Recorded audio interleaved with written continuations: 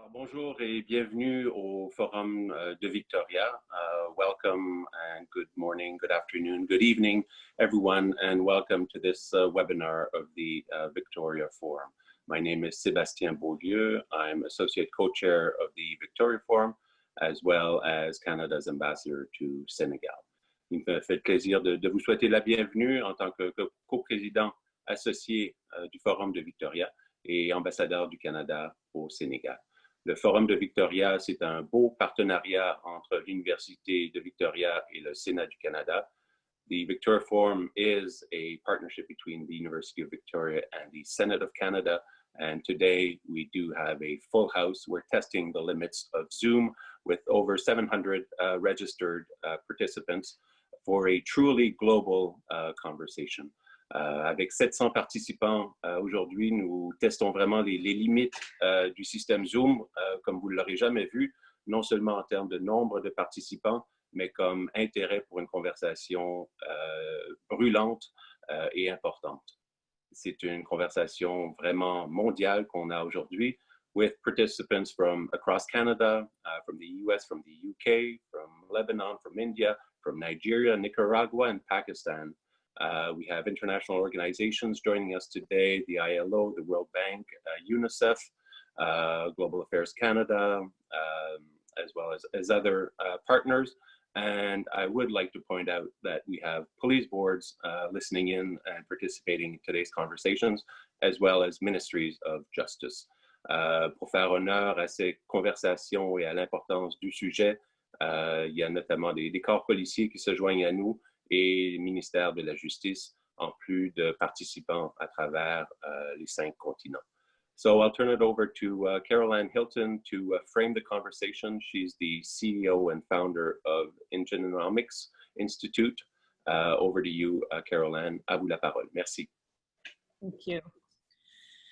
I am excited to see the high attendance and vast representation in the systemic racism and inequalities in the midst of a global pandemic session today. As the CEO and founder of the Indigenomics Institute, I drive a narrative that Indigenous peoples are powerful people. We must look at the accepted origin story of Canada's beginning, which tells of a nation that began on July 1st, 1867. It speaks of relations between the French and the English and the establishment and stronghold of Canada itself. However, in this story, we must today recognize that Indigenous peoples have always been invisible, although we have existed for thousands of years prior to the beginning of that story. I draw on the 1996 Royal Commission, which says a country cannot be built on a lie. It is time to begin to tell the story of the origin of Canada and begin to construct the elements of inclusion within that. My work in Indigenomics is about driving a narrative of Indigenous economic inclusion. Indigenomics is economics from an Indigenous worldview. It is a narrative that centers Canada in its own truth of the systemic Indigenous exclusion over hundreds of years, and the system that has identified the social and economic struggles of Indigenous peoples today, that is both visible and evident in the statistics and stories of the Indigenous experience to date. Canada is in its own truth of the system Indigenous exclusion. When we begin to understand Indigenous exclusion and a future built on reconciliation and inclusion, we can begin to tell the truths of our origin as a country. It's time to expand our collective story. It's time for us as Canadians to awake and see clearly the effects of systemic racism and inequalities within Canada today. If we look to concepts such as the Pareto principle, which refers to 80% effects stems from 20% of cause. It's time to collectively address equality, both through effect and cause today. It is within systemic racism and it is no better time than in a global crisis. I would like next to introduce Ruth Moji. Ruth brings extensive lived experience and grounded expertise in her work in equity, diversity, and inclusion across public and private sectors. Her research and solutions design focuses on an intersectional and intergenerational approach to addressing complex issues of decolonization, race, and gender equity. She is the founder of the Inclusion Project, a social innovation network of organizations and individuals engaged in equity, diversity, and inclusion initiatives. Ruth is indigenous to the Yoruba tribe from Western Nigeria. She migrated to Canada in 2015 to pursue a master's degree in intercultural and international communications at Royal Roads University. She holds certificates in community organizing and leadership from Harvard University and community-based participatory research from the University of Victoria. Welcome, Ruth. Thank you so much, Carol Ann. I couldn't possibly think of a better way to get us started on today's conversation. It is such an honor and a great pleasure for me to be here today and to be joining our amazing speakers today, Senator Maurice Sinclair and Consul General Theodore, who I will introduce in a minute.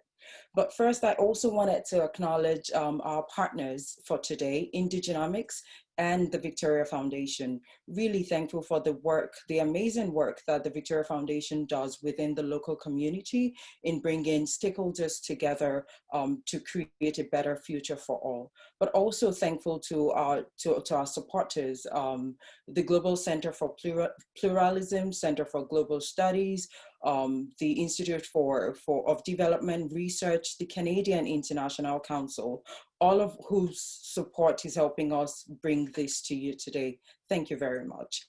And now it is my pleasure to introduce Senator Maurice Sinclair.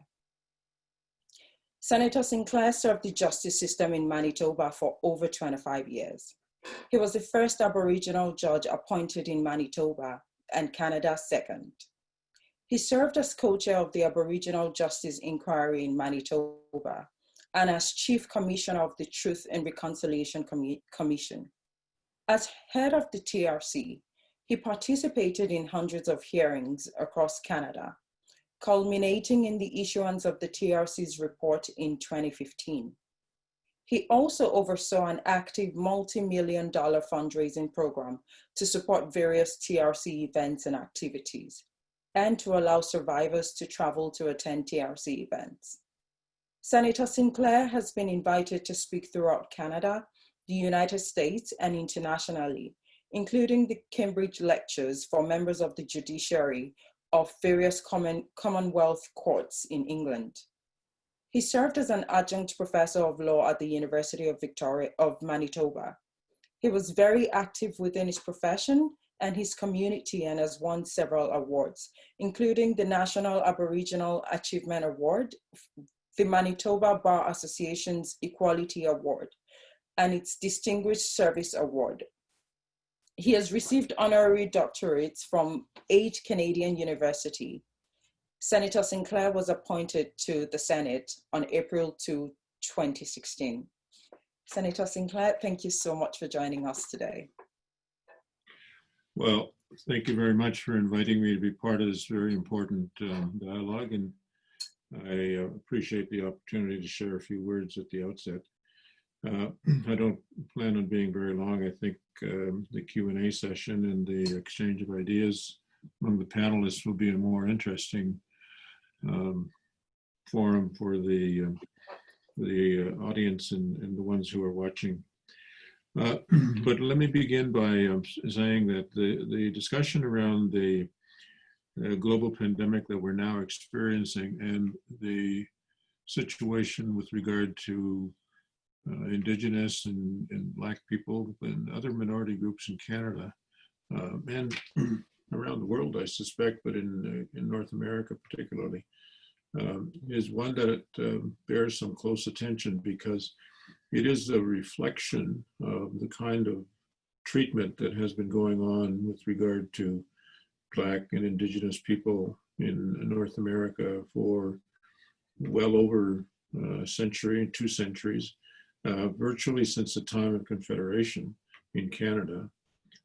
Canada set out deliberately to remove Indigenous people from their lands, to be able to exploit the resources that were available, and to forcibly assimilate them into Canadian society by doing away with their rights, doing away with not just their Indigenous rights because of their prior occupation of land, but also their very basic human rights until they were prepared to give up their identity. And that surrendering of identity is part and parcel of the situation that predicated the existence of residential schools and predicated the attitude of many Canadians as well. A lot of people in the course of the conversation around the pandemic asked me to talk a bit, particularly now with the reaction to the violence, police violence that Indigenous people and Black people have been experiencing, or has probably, we've been experiencing this for a long time, but now it's being caught on video and it's being broadcast to the world. So now we're more and more aware of it. But a lot of people have been asking me, what is systemic discrimination? Is it systemic racism the same thing as just racism generally? And I point out that racism, as we see it and hear it in our conversations every day on the street and in those videos, those are deliberate acts of violence, whether they're verbal or they're physical, that are undertaken because people are functioning with the view that they can get away with it and that it's okay. And we need to confront that. We need to put a stop to that.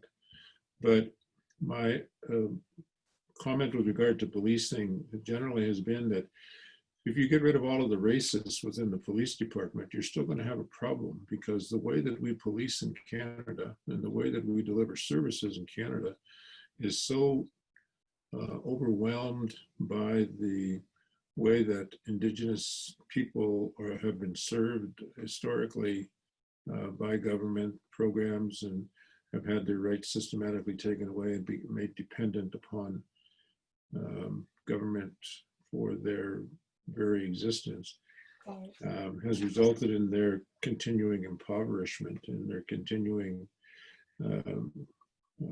almost subservience to the main society.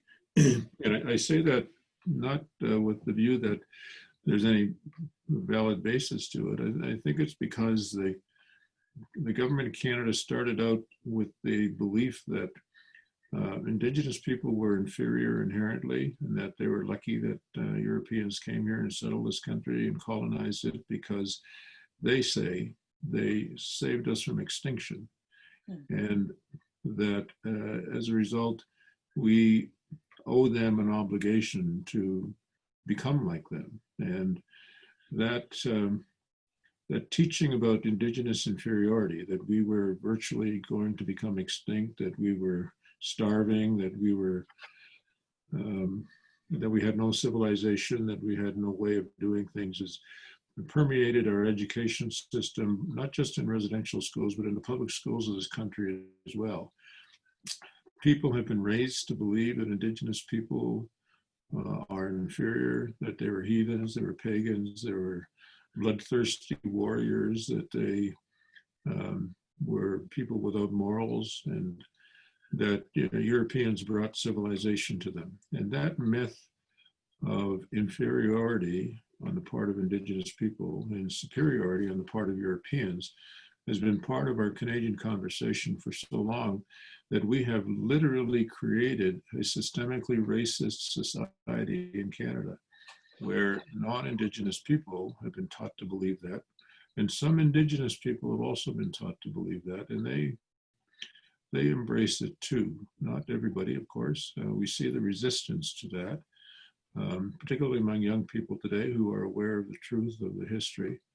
But we're beginning to see the resistance to that story and the resistance to the impact of that story, because the way that Indigenous people are treated, the way that they are treated not just by police, but treated by the courts, but treated by government, treated by government policy, is causing a reaction now.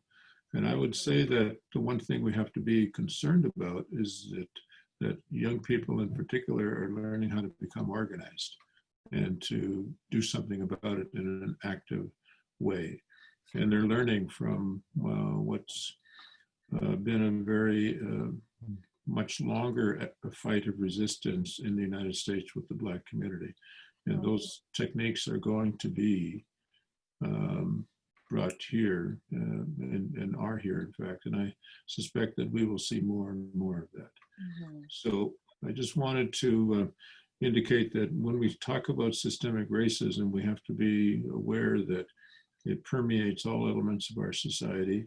And it also permeates the way that governments have been reacting to the COVID crisis. In the United States, for example, when the government of Canada under President Trump announced that they were providing billions of dollars to assist states and villages and towns and cities to recover from or cope with the pandemic, there was no money provided to the Indian tribes in the United States.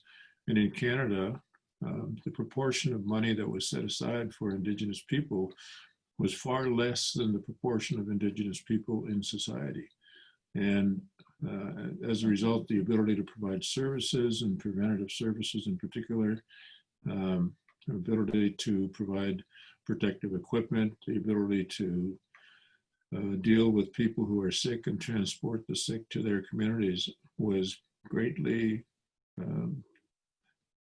affected by all of that. And so I would say that we are still in the throes of that, and I think we're going to see more and more anger that results from that. Thank you so much, Senator Sinclair. This overview was great to ground our conversation today. And now it is my utmost pleasure to welcome Consul General Theodore. Nadia joined the Canadian Civil Service in 2000. She made her career in the trade agreement and negotiations branch of global affairs, holding leadership positions on several recent and major trade initiatives of Global Affairs Canada, including serving as one of the 2 deputy chief negotiators for the Comprehensive and Progressive Agreement for Trans-Pacific Partnership, and as the executive director of Canada's Secretariat for the Canada-European Union Comprehensive Economic and Trade Agreement. Consul General Theodore previously served at Canada's permanent mission to the World Trade Organization and at Canada's permanent mission to the United Nations in Geneva, Switzerland. Directly prior to being named Consul General for the United States, for the US Southeast in August 2017, she served in Ottawa as Chief of Staff and Executive Director to Canada's Deputy Minister for International Trade. With over 10 years of trade policy experience, Ms. Theodore's appointment came as Canada, Mexico, and the United States launched negotiations to modernize the North American Free Trade Agreement. Thank you very much for joining us today, Nadia. And I would like to invite you to share some opening remarks as well. Absolutely. Thank you. Thank you, Ruth, for that very kind introduction. And let me just say that it is a pleasure and a privilege to be here, to be holding space, especially with Senator Sinclair, with Carol Ann Hilton, and with you, Ruth. It is truly a pleasure. So I want to first acknowledge that I'm joining you here in my home in Atlanta. As you know, I'm Canada's representative to the Southeast USA, based in Atlanta. But I'm joining you here in Atlanta, which is on the traditional land of the Eastern Band of Cherokee Indians. the Muskoka Creek Nation, and the Porch Creek Indians. And I say that, and I declare that land acknowledgement for a purpose. And I thought that I would take a few minutes in my opening remarks to talk to you a little bit about why that land acknowledgement is actually important personally for me. And my voice actually shakes when I start to talk about it and when I have been thinking about it over the past couple of weeks, because it is directly related to the conversation that we're having today. So when I was appointed 3 years ago here in Atlanta, I was excited to be here in the city that is known as the Black Mecca of the United States of America. I was committed to learning about Black American history and the history of Atlanta as a city, and the relationships between Black people in Canada and Black people in America, and particularly across the Southeast USA. And it was really a commitment for me to learn about that history, to learn about my history. And it was about a year and a half that I had been in this role that I was introduced to a young woman named Larissa Crawford on Twitter, on social media. Actually, I came across her. And if anybody doesn't know about Larissa, you should. She's an amazing Black Indigenous woman who is also the founder and CEO of an organization called Future Ancestors. And in following her on Twitter and learning about her Black Indigenous history and story, it really, for me, gave me a desire to learn about Native American history here in the Southeast USA, and whether there were intersections between the Black American experience and the Native American experience. And then fast forward, of course, to events that have garnered public global attention around the killing of George Floyd and Breonna Taylor and others here across the United States and here in Atlanta, in fact. And, you know, it really began for me to think about what the connection is to all of these events around police brutality and police violence and killing, what the connection is between Canada and the United States, and between Black people and Indigenous peoples. And the more I thought about it, the more I came back to this idea of land acknowledgement and what that actually means, and why we actually, or why maybe, let me not speak for everybody, why I actually believe it's important. For me, it's because that land acknowledgement is really, for me, has allowed me to think about the fact that the land that I live on now is traditionally somebody else's. But more importantly, the land that my ancestors were forced onto, the land that my ancestors were enslaved on, didn't actually belong to the people who enslaved them, to the people who brought them here. And for me, it gives me a sense of liberty, frankly, and a sense of freedom to know that the people who tried to and succeeded in enslaving my people, and the people today that try to enslave us and prevent us from succeeding, a lot of this doesn't really belong to them traditionally. And so it gives me a little bit of freedom, but it also gives me a very big sense of responsibility, a sense of really wanting to ensure that the fight that we fight today and tomorrow towards equity, towards righting wrongs, is a joint effort between Indigenous peoples and Black people. So I'll stop there because I know that we want to get into the discussion, but I thought that it was maybe helpful in terms of framing to use that land acknowledgement and to describe to people why I think it's important for me. And that is excellent, Nadia. Thank you very much for that. But also picking up on what you just shared around opportunities, solidarities that are emerging between Black communities and Indigenous communities. There is also, we need to keep in mind on what tensions are emerging from those communities as well. Is there a lack of understanding in your experience that you would say exist within Black Indigenous communities, but also largely around people of color communities? And adding to that too, in the same breath, is looking at the Black Lives Matter movement. Do you think that that is coming as a rival to the Indigenous struggle, the movement for equity that the Indigenous people, as we've learned, have been on for the longest time? What are some of the tensions that you see?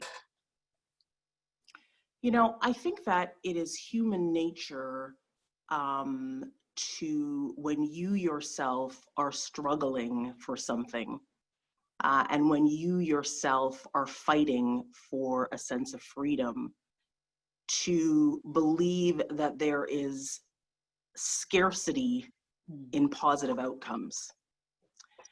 And I do believe, and I see that rhetoric and that fear in Black communities in Canada, but even in the United States, where Black communities certainly might not even understand or know about Native American history, the communities that are around them, and the history of what has happened and continues to happen around Native Americans, because they themselves are in their own struggle, right? And are concentrated in figuring out how to overcome their own struggle. So absolutely there are tensions. I was speaking, I was at a conference and I was speaking to a young Indigenous leader, and he said to me, and I said, you know, we need to have more conversations around the intersections between what's happening in the Black communities across Canada and what's happening in Indigenous communities. And he said to me, absolutely, Nadia, but let me tell you, you know, that my grandmother or my aunt also thinks that Black people are criminals and do bad things, right? And then you speak to Black leaders and they say the same thing about Indigenous peoples, right? I say to them, you know, we need to have more intersection of conversation. And they say to me, yeah, but you know, I mean, we're not exactly the same, you know, right? So absolutely. And I think that for us to, you know, a lot of people point to, and I think it's fabulous, a lot of people point to the solidarity that was shown across Indigenous communities with Black Lives Matter marches, with their masks that say, I can't breathe, and their t-shirts and their hands across their mouths. And I think that that is fantastic. And we need to amplify those stories.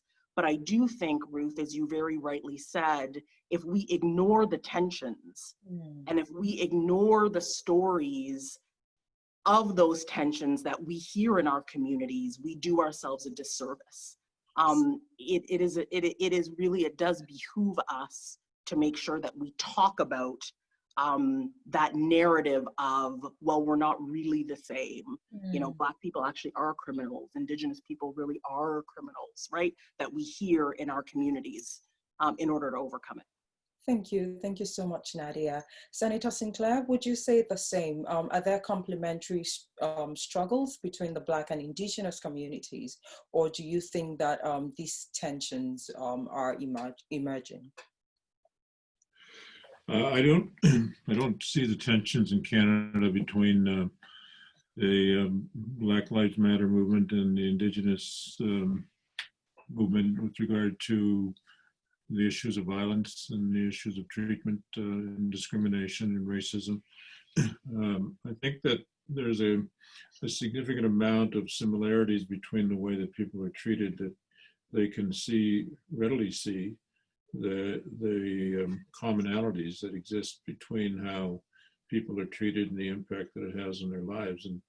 And I would think that in Canada, it's probably fair to say that young Indigenous people, and let me distinguish incidentally between the older population and the younger population. I think the older population of Indigenous people did grow up with the racist views that they were ingrained with, just as they grew up with the view that they were inherently inferior. And I think we're now coming out of that. So there is a dichotomy within the Indigenous community between the older generation and the newer generation. And I think we need to recognize that. My grandmother, for example, and I was raised by my grandmother, she used to warn me about going near Black people. And it was because of the fact that in residential school, that's how the nuns taught her. And that's what they taught her, was that Black people were dirty, that they were inferior, they were almost animal-like. And so she had that fear for us. And so overcoming that really involved experiencing it as you're growing up with other children from the Black community. And there's been more and more of that in Canada in the last while than there has been earlier on.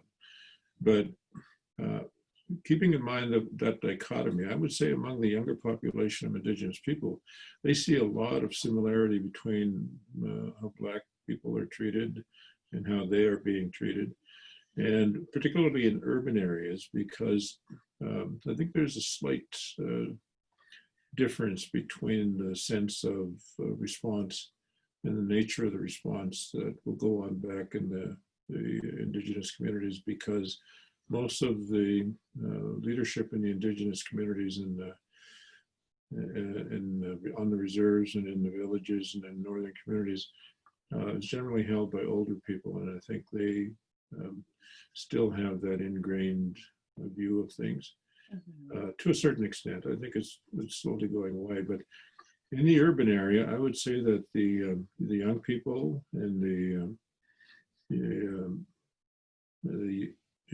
young leaders in particular are probably pretty significantly impacted by the thought that they need to work together with young Black Indigenous leaders and Indigenous people. And we see that in our demonstrations. So when there was a Black Lives Matter event here in Winnipeg, probably most of the young people who were there were Indigenous youth. And it's because they see the need to support, but they also wanted the message to come out that we're affected in the same way too. So I think there's that. There's also, of course, a slight difference in the way that Indigenous people have been treated historically, because of the fact that as Indigenous people, they had inherent rights, rights of sovereignty, rights of title to land, and things such as that, which were also affected. And that gives rise to its own source of anger and sense of injustice. But it's the everyday treatment that really affects people. It's the way people talk to them, the way that people treat them in the stores, the way that people follow them, and the fact that they get stopped on the streets by the police more often.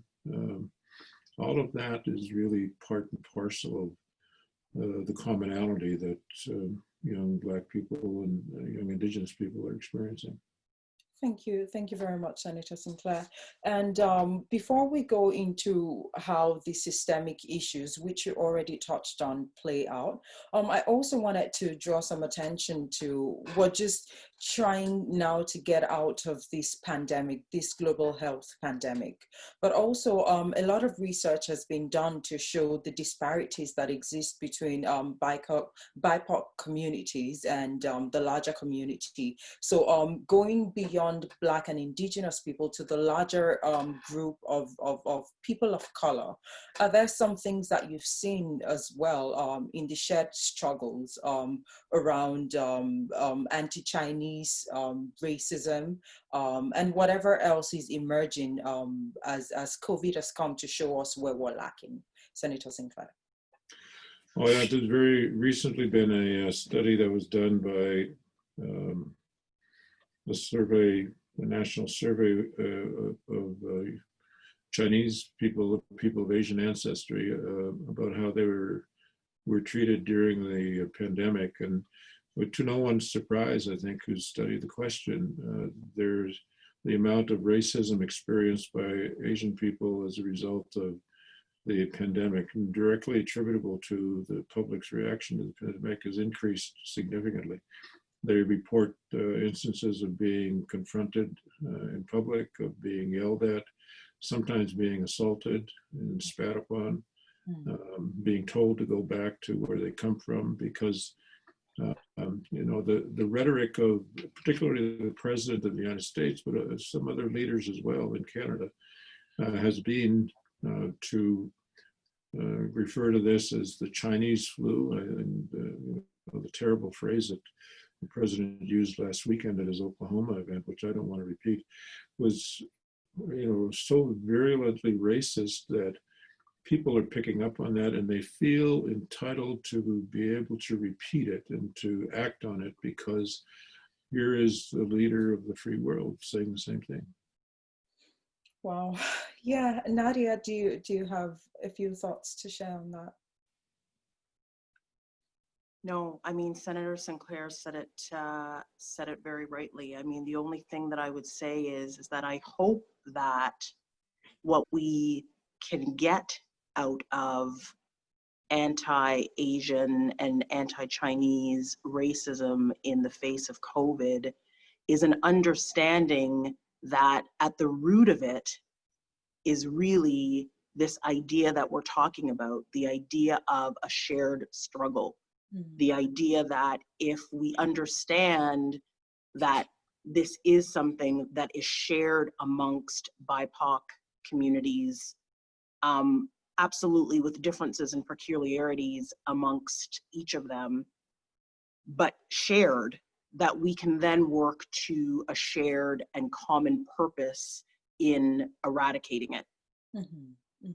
Thank you. And this might be a good time to look into the poll that you had set up, Nadia, just to see what the participants also think around some of these sentiments. Would that be meaningful? Absolutely, absolutely. Maybe the first two polls might be interesting right now, or the second and third one, I think it is actually.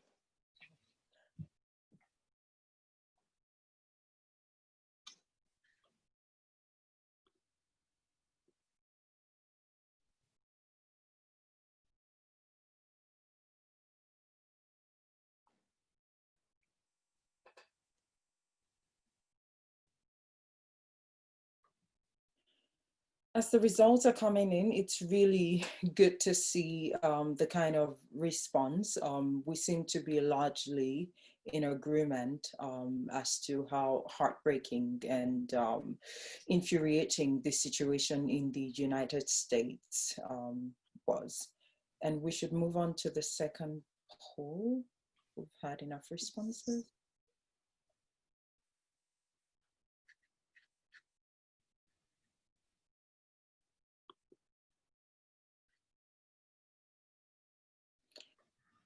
Yes, so largely we are in agreement. And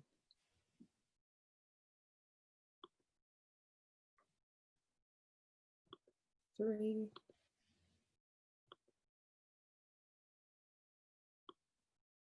Nadia, would you like to speak to what you thought, what you were hoping to understand from our participants by posing these questions? Absolutely. I don't want to give it away, so I'll wait a couple of minutes while we get this answer to the second question. But you know, I would just say, Ruth, while we're waiting for answers to come in, that you know, when we talk about what's happening in America, you know, I really do want people to think about and make sure that we don't see it as something that's happening over there, but that we realize and don't let what's happening in the United States overshadow what's happening here in Canada. And so, you know, many people would be able to name Rodney King, would be able to name George Floyd. Okay, this is interesting, great. But many other people wouldn't be able to name Chantel Moore, Craig Meekin, Devontae Miller, Abdirahman Abdi, and so many others who are Canadians, Indigenous peoples in Canada and Black people in Canada that have suffered the same violence and the same fate as Rodney King and George Floyd.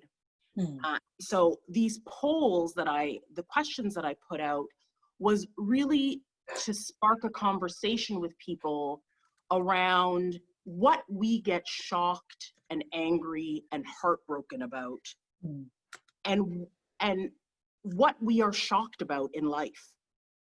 You know, I, for one, was neither shocked, angry, frankly, or upset about the violence or the killings, because it is something that I know to be true every day of my life, right, in my communities.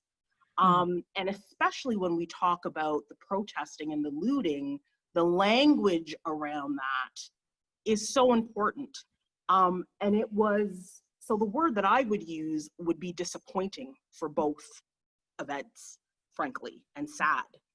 And especially around the looting and the protests, because it was sad for me and disappointing for me that the reaction was so great and the attention was so great on the protests and the looting and the violence in the streets.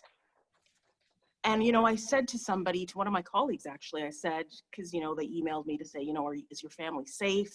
You know, make sure you stay safe. My heart is broken to see, you know, all of the destruction in the beautiful city of Atlanta.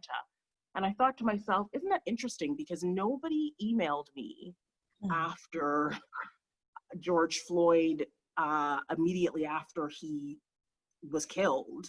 Nobody emailed me after the deaths of 2 men in Atlanta to say, I am shocked and saddened, and are you okay? And I think that that's important. You know, it's not to call anybody out, anyone in particular, but that's what we mean when we talk about, in my view, systemic racism. It's about what you have, as Senator Sinclair very rightly said, what you have been taught to care about. What you have been taught to think about when you think about Black people marching and protesting in the streets and getting so angry about their lot in life that defacing a Target or breaking down a window to steal a Gucci bag is something that enters into the realm of possibility for them as something that might affect change. To me, that is the narrative that we need to be talking about. And so that's what the polls were about. Thank you. And you already touched on what we wanted to get into, and being mindful that we only have so much time, the nature of systemic racism, and what are the circles that perpetuate them? What are the things that we do on a day-to-day basis to add to that narrative? Nadia, if you wanted to share some thoughts quickly. Yeah, I mean, Senator Sinclair also touched upon it earlier. You know, it is the everyday treatment that we receive, people that look like me and people that look like Senator Sinclair, when we go shopping, when we take our kids to school, when we're at a stoplight. And, you know, instead of stopping for 5 seconds, we might roll on through like every other person does, often. To me, that those are the things that, yes, they are events, but it's not about the event. It's actually about the history behind what leads us to these events. Right. Yeah. Thank you. And Senator Sinclair, earlier on, I believe you touched on policing as an institution and how that can be rigged. And you briefly touched on defunding and looking at what racism looks like in those institutions. Do you want to expound further on that? Well, you know, the situation really is one about policing and where the resources are being put. When I was a judge, and I retired from the court a few years ago, but when I was a judge, we used to do seminars with other judges, and one of the studies that I came across about policing in North America was that if you follow anybody long enough, you'll find them breaking the law. That's very true. None of us ever go through an entire lifetime or an entire period of time without breaking the law, whether it's rolling through a stop sign or speeding or driving inadvertently without your wallet so that you don't have your license with you, or not having proper identification, or doing something as simple as just walking down the street and doing something that could be interpreted by another as an assault. So you might push your buddy, for example, into a building and in a kidding way, but somebody sees that as an assault and reports you. So the result is that resources are spent by police authorities, generally speaking, in more intensely and more significantly in those communities where they believe crime occurs more often. And their studies about where crime occurs more often are a direct reflection of the fact that in the past they've over-policed those communities and identified people who are committing crime more often. And then the justice system takes over and deals with people from those communities more harshly. When I was a chair of the Truth and Reconciliation Commission, about 70% of the men who were locked up in provincial jails in Manitoba were Indigenous men. And so we looked at where does that come from and why is that the case? And we discovered that, of course, they'd all been convicted of an offense which resulted in their incarceration. Many of them had been convicted of very minor offenses, but they had a long history of them, such as shoplifting or being drunk in public, or swearing in public, or swearing at a police officer. Or sometimes one guy threw a piece of paper at a police officer and was charged with assaulting a peace officer.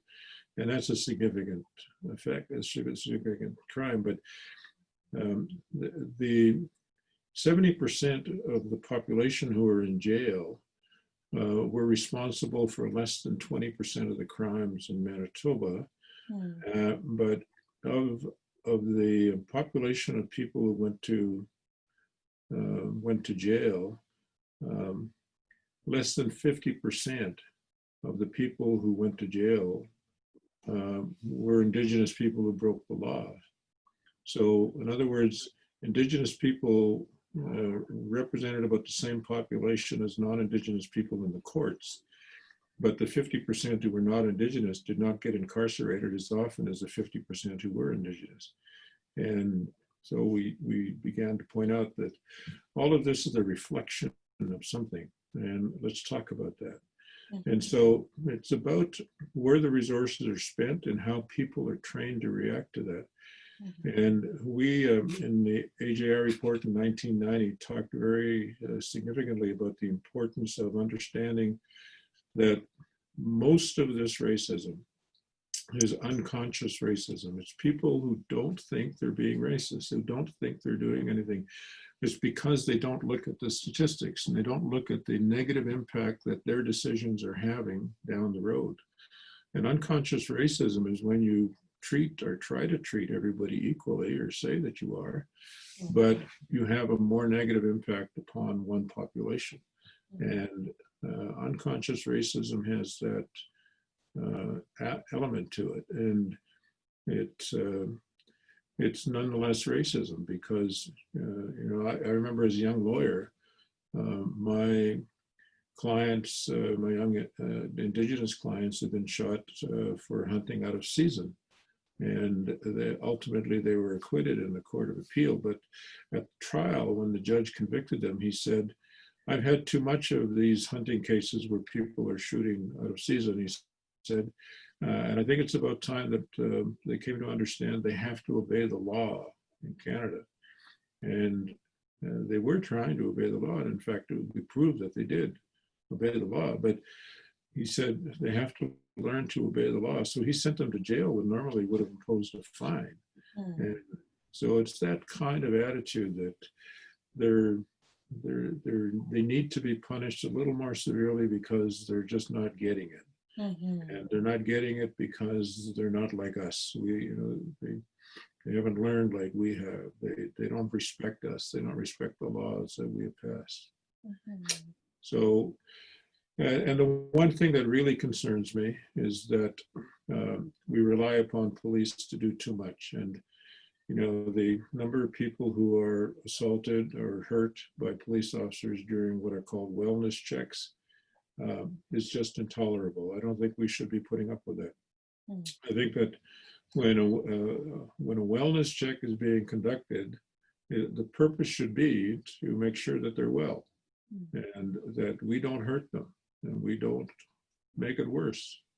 And when I've seen images, not just recently, I've seen images going a long way back of people who are doing wellness checks and they don't want the police to talk to them. And the police think, well, now that I'm here, I better do something. And so they end up arresting them, and in the course of an arrest, an assault may occur, and they get exonerated because they're doing their job as police officers. Thanks a lot, Senator Sinclair. And just before we move to the last part of our conversation today, I wanted to just go over some of the questions. We have tons of them that our participants are sharing. Sadly, we will not be able to get through everything, but we promise that after now, we'll be able to get back, engage the speakers as well, to see if we can respond to some of these questions. But some of them, I believe, we already addressed. For instance, we have a question here that says, what are some solutions, concrete actions that we should be taking in Canada to address the systemic racism, especially by police against Indigenous communities, Black people, and other people of color? Also, another one around barriers and obstacles to tackling systemic racism.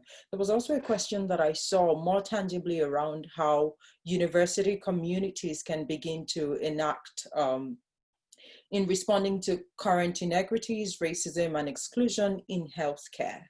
The questions go on and on. As I did mention, we will not be able to get through all of them. But then that brings us to the last part of our conversation today around imperatives and clear calls to action. What pathways are we seeing emerge? What opportunities exist for businesses, for government, for academic institutions, for civil society to come together to build an inclusive future for everyone? I'll leave that open, and please, Senator Sinclair, if you wanted to go first. Darn, I thought you were going to call on Nadia first. She told me to do this. I was thinking as you were asking the question, I was thinking, oh my God, just a heck of a list to try to confine yourself to 2 or 3 minutes. You got to learn to ask shorter questions, okay? And easier questions too. But having said all of that, one of the things that we really need to understand is that a significant part of the problem that we're facing in Canada with regard to the issue of systemic racism and systemic discrimination is the way that we've been educated, the way that we've been taught to believe, and the way that we have allowed our relationships to develop. And we can force police officers and judges and lawyers and doctors and nurses and other public servants into training programs which give them, in a nutshell, what it takes a lifetime to learn. and hope that it catches. But I think we're going to find the results are not going to be that significant because the pressure to not utilize that comes from the system itself. I gave an example the other day when I was talking with another TV show that when I was a judge, and there was a young man who was brought before me who pleaded guilty to possession of a weapon, and he was threatening people on the streets, and he was near a school, and so police were called, and about 4 vehicles with police officers showed up, and there were 8 officers there. And they immediately drew their guns and demanded that he drop the weapon. And of course, their practice is if he doesn't drop the weapon after a reasonable amount of time, they just shoot him. And that's what was going to happen. Except one officer jumped back into his car and he drove slowly up against the accused and pressed him against a chain link fence and immobilized him so that he couldn't move. And as a result, his ability to threaten people with a knife or his ability to harm other people with a knife was virtually nil. And so he immediately dropped it and he was arrested. And then he was taken to jail, and they found out, of course, that he was on some kind of drug that was causing him to believe that everybody on the street was trying to hurt him. And when he straightened out, he was much better and pleaded guilty to the offense because it was clear that he had done what they said he did. Whether he had the mental capacity or not, that's another question, but they pled him out. And so in talking to the accused, I said, you're very lucky that this police officer did what he did because he saved your life. And I said, you owe him a debt of thanks, and you should thank him for what he did. And he turned to the police officer and in a very teary way, he thanked him for what he did. And the police officer was there, I think, he looked, wasn't quite sure how to react, and I wasn't quite sure why that was the case. But then I also talked to the officer, and I thanked him for what he did because I said, you saved this man's life, and that's important.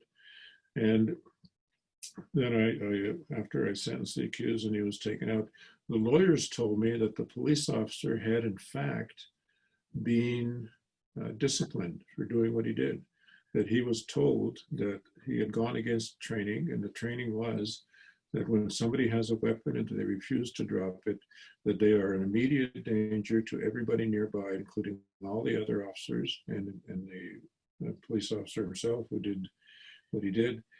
And therefore he breached the code of conduct, and so he was disciplined and given some time off without pay. And I said, that's crazy. You know, the people who discipline them should be the ones who are suspended, because this is a true and good example of de-escalation. This is what people should be trained to do, and this is what people should be forced to do, to learn how to de-escalate properly, and they should be rewarded. They should be acknowledged. An act of heroism isn't how many times you can shoot somebody, or an act of heroism doesn't mean that you can disable somebody by physically beating them and arresting them because he's a violent person. An act of heroism is when you don't do something and you let him live and you manage to defuse the situation. And I saw that officer as a real hero, and yet he was punished for what he did. And that's the problem we face, is that the system is just slanted against doing the kinds of things that really need to be done. And when we talk about, you know, what are some of the responses when it comes to policing in particular, police officers need to be screened for their biases and their racism. I don't think we're doing that well enough. I think, in fact, the police forces are probably now becoming very attractive to people who have a violent bent. And they're also seen as attractive to those who are recruiting because they have the strength, the ability, and the interest to interact violently and willfully with other people. And they end up taking that violence out, not on people who are going to perhaps be able to resist the police officer. They take it out on people that will not be able to fight back. Thanks a lot, Senator Sinclair. Nadia, do you want to share some thoughts on imperatives for business, for academics, for civil society and the government to help us move forward? Yes, thank you. And let me maybe frame what I'm going to say by using two quotes. And one, in fact, is by Senator Sinclair himself, and what he said in 2015 when he was speaking on the TRC. And he said, change, of course, will not be immediate. It will take generations. So that's the first thing. And then the second thing is that in the TRC report itself, the fourth, I think it's the fourth volume, or one of the volumes, the one on missing children and unmarked burials, in ascertaining how many children died in residential schools, in the report it says that it was clear that when advised of the circumstances that were contributing to an elevated death rate, governments ignored the opportunity to act. And you know, when I was preparing for this panel, but also in sort of my research, like I said at the very beginning, about learning more about our history and the history of the country called Canada, and as Carol Ann Hilton very rightly said at the beginning, that we celebrate on, you know, that I will be celebrating on behalf of Canada, you know, on July 1st. Those two phrases really hit me because I think that it's important that we recognize those as we build whatever calls to action and whatever concrete tools that we want to use to drive ourselves forward. So, you know, especially businesses, companies, and government organizations, there are people that are, you know, trying to do things, right? The federal government has an anti-racism strategy that in fact has just announced a COVID roundtable as part of the strategy. There's Wes Hall, who is a very well-known businessman, Black businessman in Canada, one of the most influential, and also a philanthropist who has started the Canadian Business Council for Anti-Racism in Black Corporate Canada. And the goal of that council is, and the goal is important, right? The goal is about eliminating systemic or addressing systemic racism in corporate Canada. And I say that that goal is important because it's important to recognize that the goal is not having more people that look like me and more people that look like Senator Sinclair on boards or at the executive tables. That's a step towards the goal. Because once you get people that look like us at that executive table, and Carol Ann Hilton and Senator Sinclair said it in their opening remarks, unless you address this idea of inferiority, the idea that you have given me something and that therefore I should be thankful to you and I should be indebted to you and I should want to be like you because you have given me this opportunity to sit at your table. Unless we actually deal with those sentiments and deal with those deep-grained and learned feelings and beliefs, we can have all of the Black people at the table, we can have all of the Indigenous people at the table, and the result will largely be the same. Either you will create people that look like us, that think like them, that will perpetuate the same issues and problems in society, or you will have one or two token people that don't make any real progress. So, you know, I think that those concrete actions, what Wes Hall is doing, is important. I think that businesses and corporations need to seek out experts, need to seek out people whose job it is to work on issues of equity. So you, Ruth, and the Inclusion Project. Yes.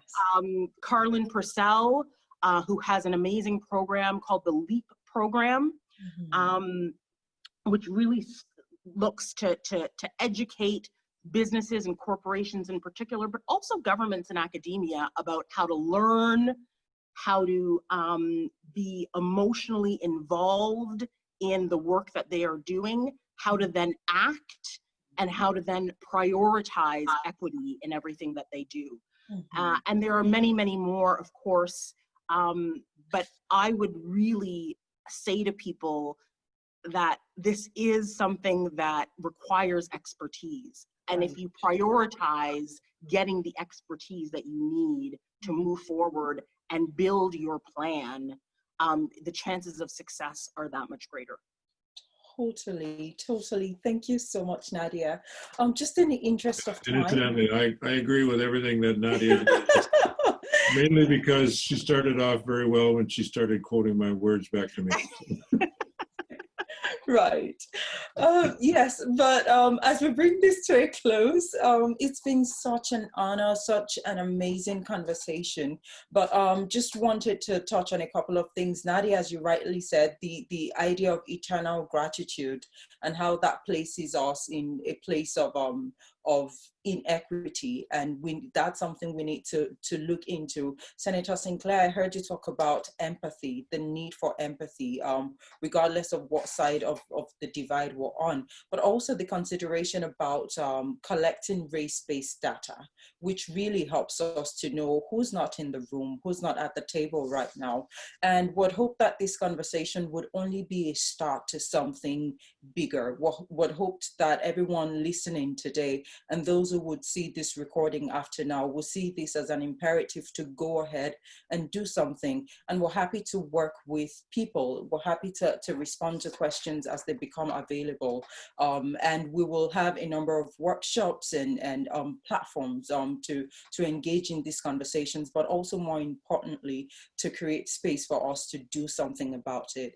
It is such an honor. It's been such a great pleasure to engage both of you, Senator Sinclair, Consul General Theodore, today. Thank you very much for taking the time. Thank you very much. Of course. Thank you. Yes, and now it is my pleasure. I'm very pleased to welcome Dr. Adele Gituni, co-chair of the Victoria Forum, for some closing announcements. Ok, merci beaucoup Ruth, and merci beaucoup pour ce webinar exceptionnel. My name is Adele Gituni. I am the co-chair, the associate co-chair of the Victoria Forum, and I'm not going to keep you long. So I have a few slides to share with you. So one is thank you to our panel. This was a great conversation, and it opens actually the door to a lot of conversation to continue. And we hope actually to put together a number of workshops. So thank you to Ruth, Senator Sinclair, and Nadia Theodore for this webinar. Je tiens aussi à remercier les champions, c'est les gens qui ont travaillé très fort pour mettre en place ce webinar. Our champions are, for this webinar, are Ruth Moji, so the moderator, and Carol Ann Hilton from Indigenomics. So thank you to both of you, and we hope to work together to continue this conversation toward more solutions. This webinar is brought to you in partnership with the Indigenomics and Victoria Foundation. So in the Victoria Forum, we try to build these kind of partnerships and institutional partnerships. So the Victoria Forum, we see ourselves as a platform to connect and to move forward the conversation in a respectful way. So this is our way of working with others and building momentum. Please save the date. Donc, réservez les dates pour les prochains webinaires. Le 9 juillet, former Chief Eva Hill et David Gravenberg préparent un excellent webinaire sur la force du sport pour pouvoir réparer les déchirures sociales. Power of Sports to Heal Social Disruptions.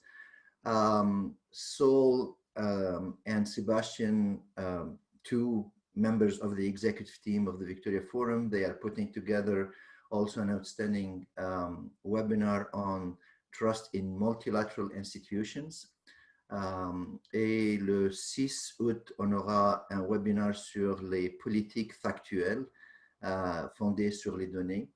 And Christy and Tad, they are both actually working hard to get this very interesting and timely conversation about evidence-based and data-driven policies.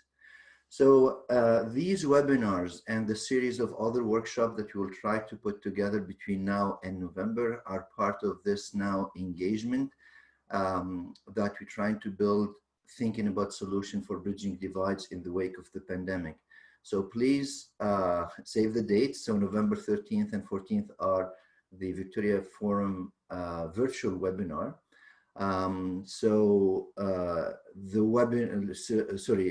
Virtual forum. Donc, ce forum permettra de pouvoir cumuler les discussions qu'on a eues à travers ces mois-ci en solutions et recommandations. Ce qui m'amène vers remercier les organisateurs de ces événements qui sont l'Université de Victoria et le Sénat, et remercier nos partenaires fondateurs du Forum de Victoria. Sans leur soutien, tout ceci ne sera pas possible, TELUS et Vancity. Et je dois finir par un certain nombre de call to actions. From what we have discussed and from the conversation we had throughout the Victoria Forum, we invite you to embrace different identities. And to embrace different identities, it starts by learning about others and stand up for discrimination and exclusion. On vous invite à vous engager et à travers votre engagement dans la conversation qu'on peut changer les choses. Et we call that everybody tries to bridge the divides. So this is how we can start really building these bridges and heal some of the wounds. So thank you very much on behalf of the Victoria Forum Executive, and we hope you will continue engaging with us over the next months and years to make the world a better place.